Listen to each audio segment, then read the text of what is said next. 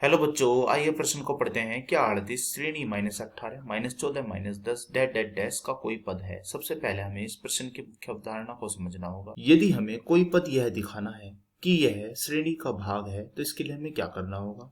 हमें यहाँ पर nवें पद का सूत्र लगाना होगा। इसका सूत्र होता है हमारे पास a जमा फिर आता है n-1 और गुणा d। यहाँ पे tn क्या है? tn होता है यहाँ पर nवां पद। यहाँ पर a क्या है? ए होता है श्रेणी का प्रथम पद तथा यहाँ पर n क्या है? n है वह पद की संख्या। d है यहाँ पर श्रेणी का सारवांतर। यदि यहाँ n का मान हमारा पूर्णांक आएगा तो हम कहेंगे कि यह श्रेणी का भाग है। ध्यान रहे यह पूर्णांक धनात्मक पूर्णांक हो। अब हम अपने प्रश्न को हल करने की ओर चलते हैं। सबसे पहले हम इसके सारवांतर का मान ज्ञात करते हैं। इसका सूत्र होता है हमारे पास t2 और फिर आता है बीच में माइनस, फिर है t1। अब हम यहाँ पर t2 का मान रख देते हैं।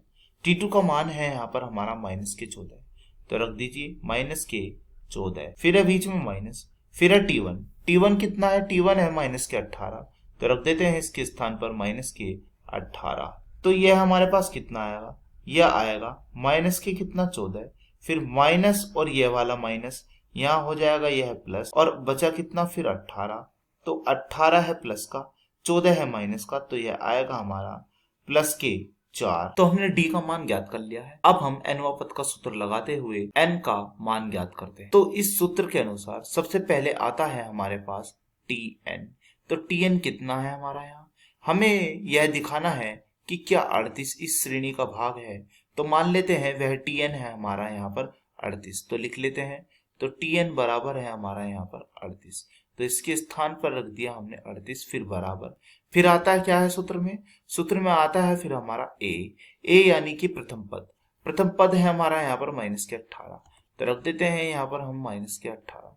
फिर आता है जमा, फिर आता है n यानी कि वह पद की संख्या। तो पद की संख्या हमें यहाँ पर ज्ञात करनी है, इसे ऐसे ही लिखा रहने देते हैं। फिर है -1, फिर आता है d यानी कि सारवांतर। सारवांतर है यहाँ पर 4। अब हम बढ़ते हैं आगे, 38, फिर है बराबर, फिर है -18।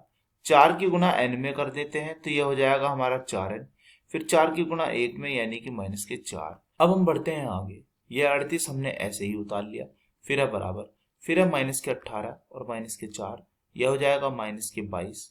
फिर है जमा 4n को हम यहीं रहने देते हैं, बल्कि इस -22 को हम बाईं ओर ले जाते हैं। तो यह कैसे लिखा जाएगा?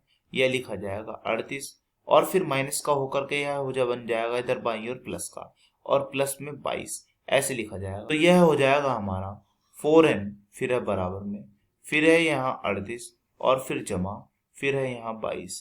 38 और 22 हम जोड़ देंगे तो यह कितना आएगा? यह आएगा हमारा यहाँ पर 60, तो लिख देते हैं। तो हम कहेंगे हमारा n का मान कितना आया? हमारा n का मान आया है यहाँ पर 60, बटे में कितना है? बटे में है हमारा यहाँ पर 4, 4 एकम 4, 4 एकम 4 और चले गए यहाँ पर 2 यानी कि हो गया 20, 4 पंजे 20। तो हम कहेंगे हमारा n का मान कितना आया है? यह आया है हमारा 15। 15 एक कैसी संख्या है? 15 एक धनात्मक पूर्णांक है। तो हम कह सकते हैं कि यह 38 इस श्रेणी का भाग है। आशा करता हूँ यह प्रश्न आपको समझ में आया होगा। धन्यवाद।